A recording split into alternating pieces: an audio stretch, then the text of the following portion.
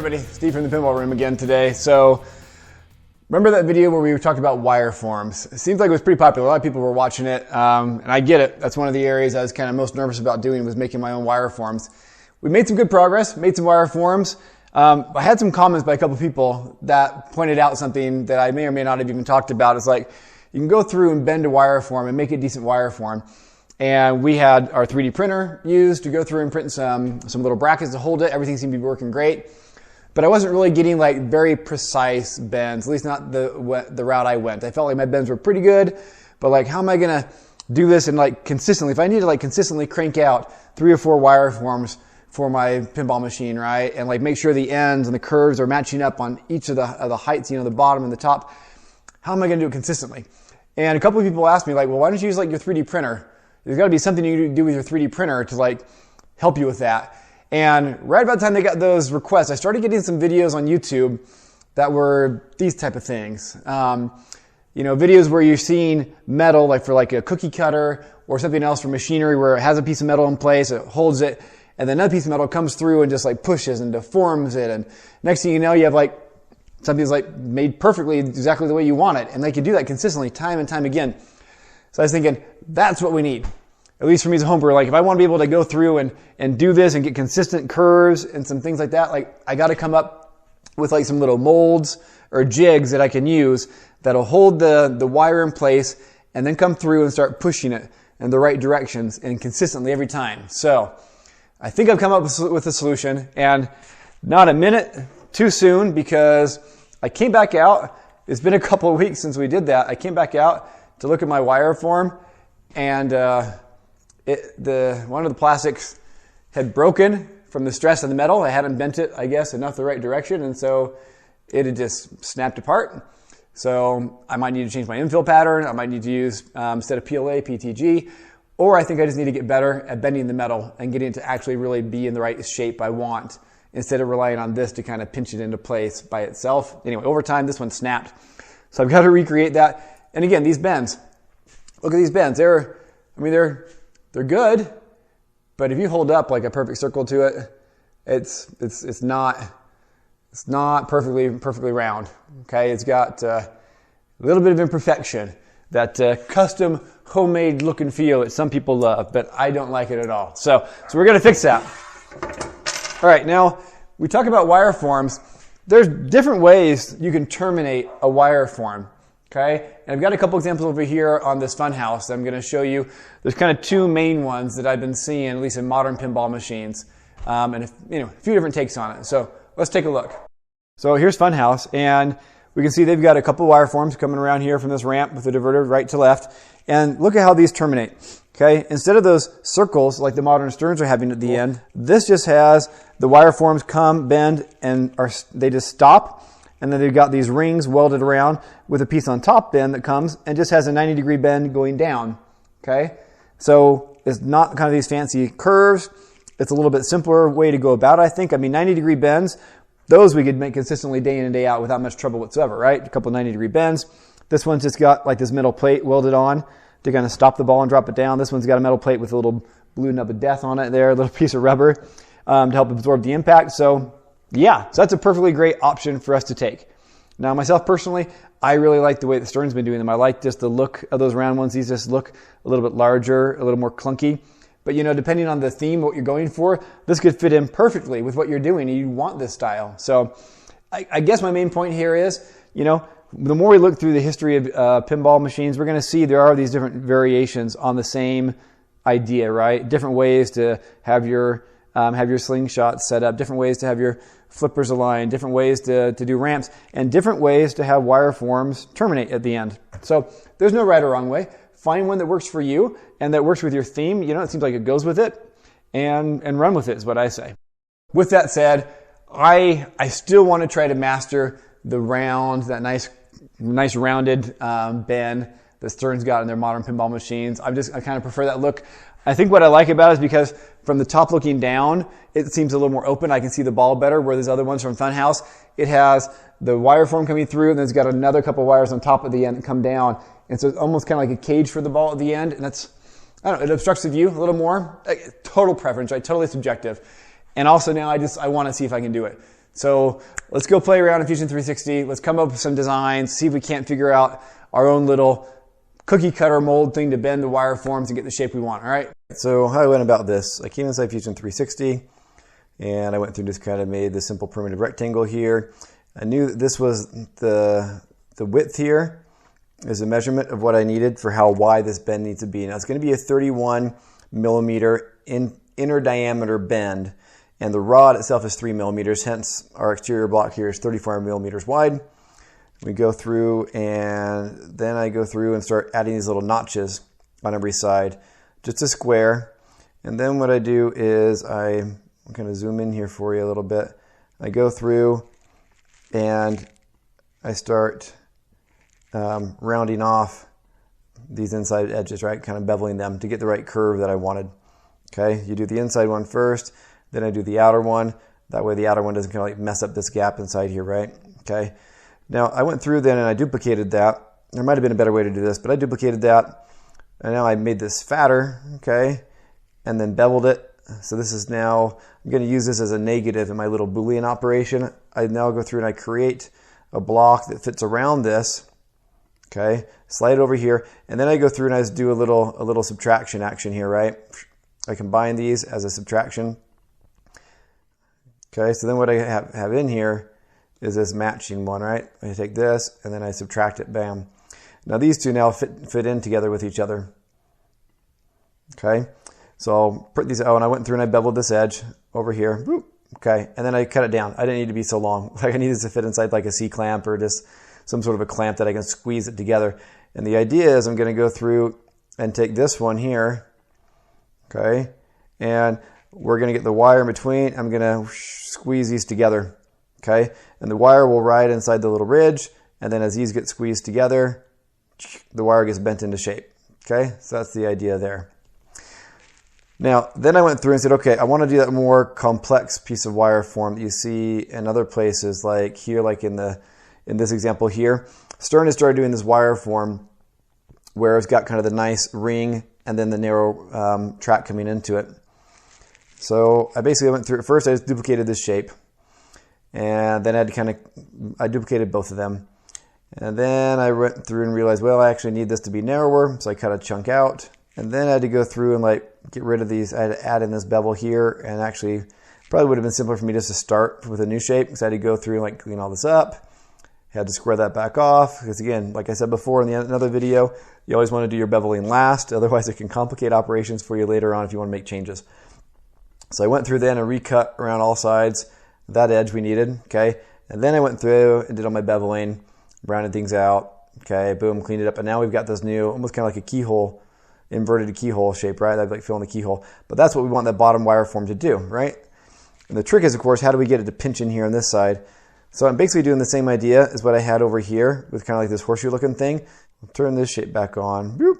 I brought that around it and started kind of cleaned that up, pulled this in, just shrink around it some more, got that lined up how I wanted, okay? And then again, I had to go through and get rid of that curve, that bevel I had there, right? Had to get rid of that shape, squared it back off, so then I could go through and add my little inner ridge that I want again all the way around everything. Okay, and then added my bevels back around. Okay, cleaned all that up, rounded it off how I wanted to. And then you see that move there. Let me back up a second here for you. And then what I did is I went through and I cut it. So now I'm into 3 pieces, okay? Notice over here I've got 3 bodies now, where before I just had 1 for my outer bend here, okay? So now I've got 3 bodies. And I kind of close the gap back together so it'd be nice and tight. And then I went through and started doing some funky stuff here to go through and turn this into a hinge, basically. All right, here's a better angle. So I went through and started making this into a hinge. And the way I did that, I added, okay, see here, I added a chunk over here. This is what's going to be this rounded off hinge here on the outside. I want an outer hinge, right, because I want this to be tight here on the inside. So I went through and I did that. I did that on both sides. And then I went through and I split out these layers here, okay? Did the first one, and now bam, now on the second body. And now you can see there's a little bit of gap there, right? Okay. and then went through and rounded those off, both inside and out. Okay. And there we go. Added my little hole for like an axle. Okay. And then I went through, this was kind of cool. I did that on both sides. So now I'm going over here and doing it on the other body. Okay. So I got everything like that. And then this is something I hadn't done before. I played around with adding a joint to this so we can kind of see it actually animate in Fusion 360. And this is what I think is actually pretty slick. The Fusion 360 will do this. So you can go through and you set like your anchor points where you want a center of rotation to be. Okay, so for me it's this hole here. You do that in a couple places. Anyways, and then you're able to go through and you can play this back and watch it bend. You can set in limits. I thought that was pretty sweet. So again, the way that I'm envisioning this, okay, is we're going to have, let me get rid of these for a second. We're going to have these two pieces. All right, so we're going to start, we're going to have these two pieces separate. And same thing, we're going to go through and we're going to push these pieces together, okay? And that's how we're going to get that initial curve we want, right? And then we're going to go through and we're going to take these pieces and then we're going to go through and imagine this is open. We'll have both sides open and then we'll come through and we'll squeeze it shut, okay, from the sides. And that's going to squish the metal and hopefully pinch this inner joint right there. I'm not sure if you can see my cursor. But yeah, hoping we're going to be able to pinch it right at this point right here, okay, at these corners, and that will get us our final shape. Here we are. So we've got some 3D printed pieces. This is the simpler one. If this doesn't work, there's no way the other design is going to work, but this is just going to slide inside here, okay? This will hold it'll hold the wire form. It's got the right little holes in there. So we're going to take this. We're going to place the piece of metal like so, and then we're going to clamp the hell out of it, screw it down, and see if we can get this thing to bend without the plastic breaking. All right, let's give it a whirl. All right, let's see what we can make happen. So my concern is if I just start taking this and just start trying to like just crank this down, that this plastic here might just break. So I want to reinforce this, okay?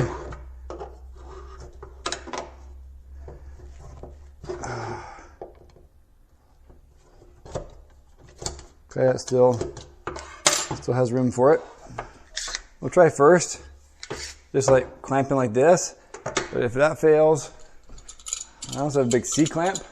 It might work better. Though this is just a 5-inch. I'm not sure if it's going to open wide enough. Might have to get an 8-inch. Yeah, that's not going to work.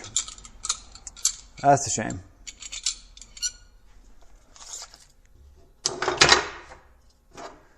So when I start, I'll need an 8-inch. But we're going to try this.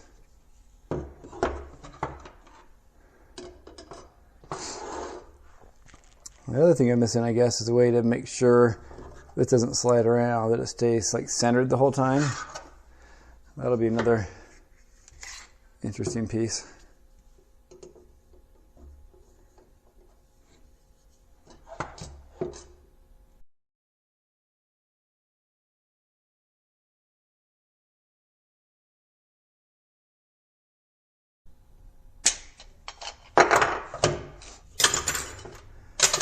I've got to make sure I'm coming in completely square down here.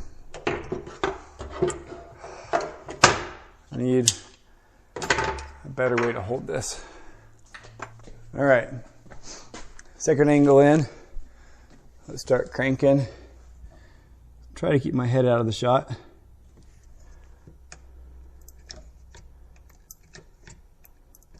Ooh, I hear some plastic crackling.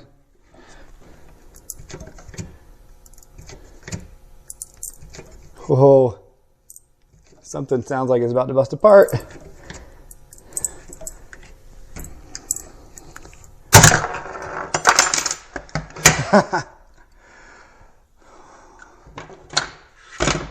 We were getting there. we were getting there.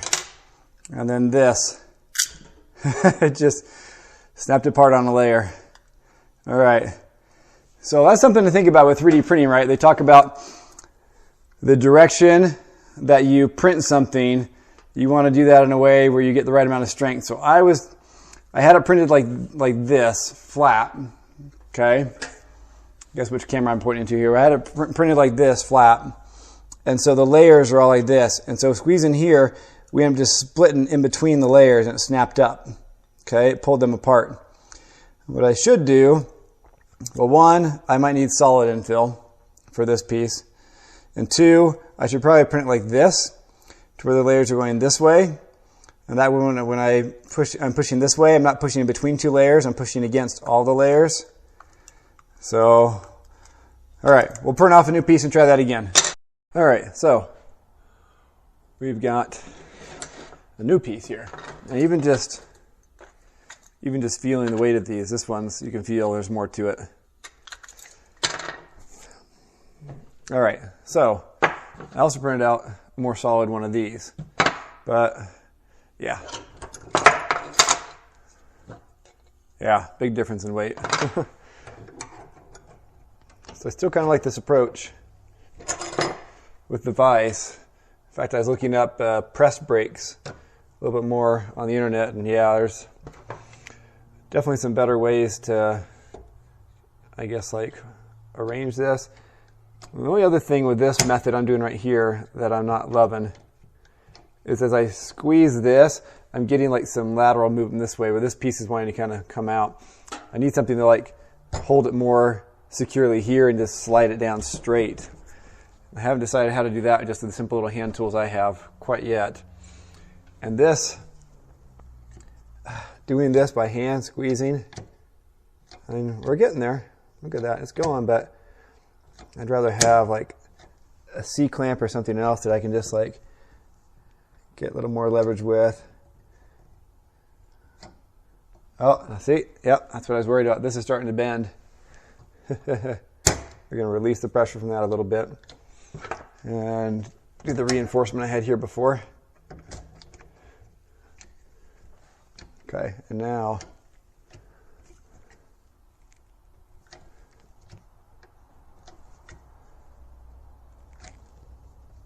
oh, look at it. There we go.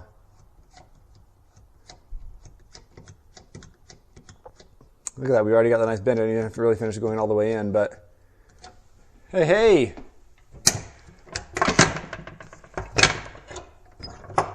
Success!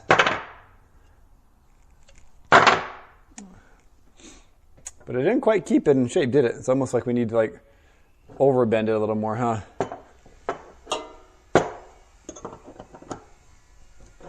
If I can even just do that by hand now, though.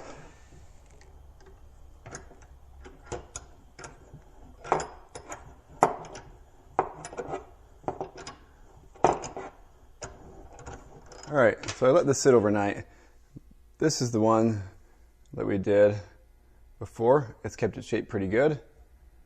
I think it'll be held by the, by the 3D printed parts pretty good. We got this one that's been sitting here in this vise for like 24 hours now.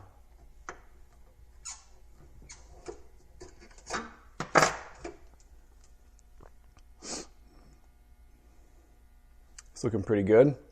Remember, this one I kind of bent before. I was trying to like bend it more into shape. It does look smoother.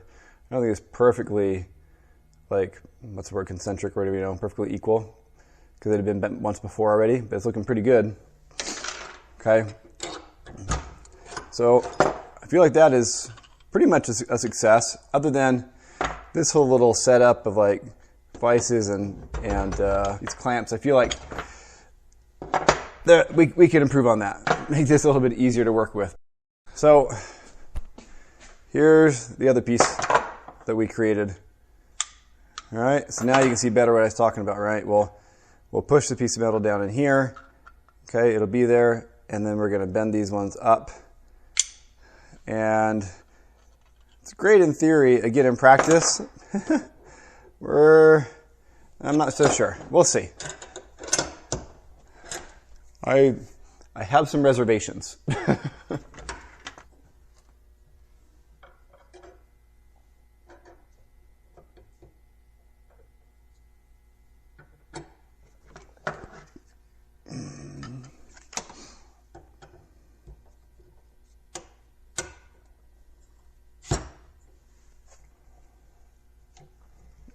This again, where it's like, how do you make sure that like this stays stable front to back? That's kind of a tricky thing I'm finding.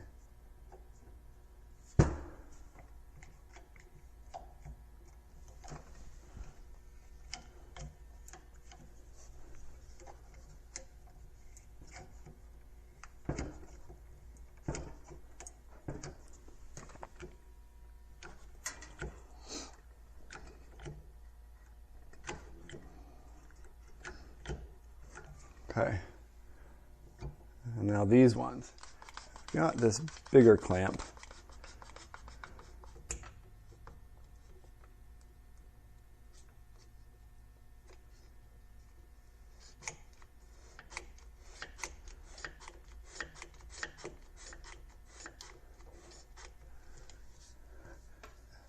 This is the moment. Will the plastic hold up and actually make those tight bends? Looks like this clamp's getting in the way, huh? I need a skinnier clamp. If I release this, okay.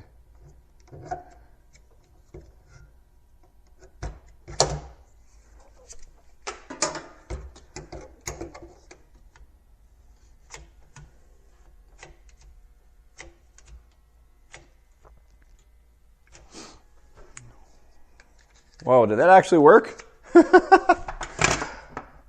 like it might have actually worked.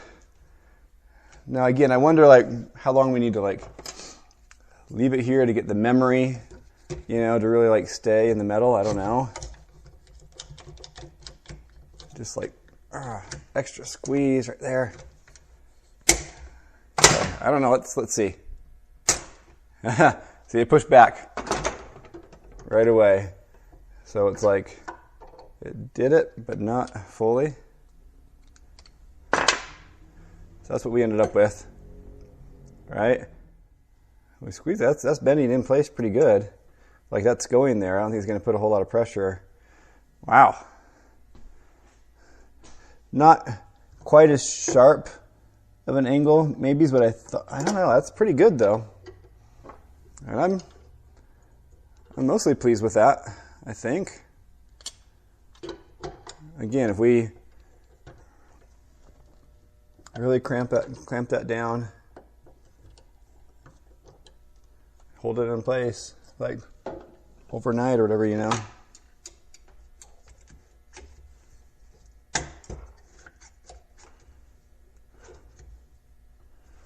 Okay, so some junk out of the way here. Here's our old piece. This is a new bracket compared to the busted one. This is the piece we had coming around on top. Snap that one back into place. Okay, and then instead of these two, let's see. So I think we're close. But we're going to need to kind of like exaggerate this joint a little bit. I mean, that's where, again, we could take it over into my vise.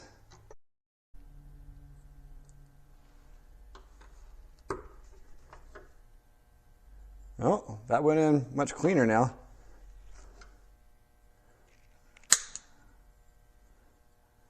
It's completely in.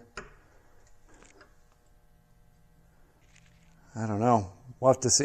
We'll have to do like another test. Get this in, hold it again for like a week, and see if it holds up. But if not, we'll have to maybe just print these little brackets solid plastic also.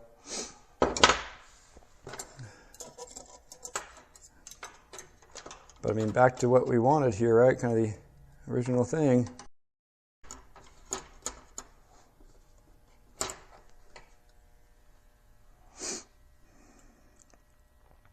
There we go. It looks pretty good. Those bends, those curves are much nicer. I like that a lot. And then we just bend these. Now I'll need to get longer rods, obviously, right? Like I probably, for this end piece, I don't want a bracket here, then immediately another bracket.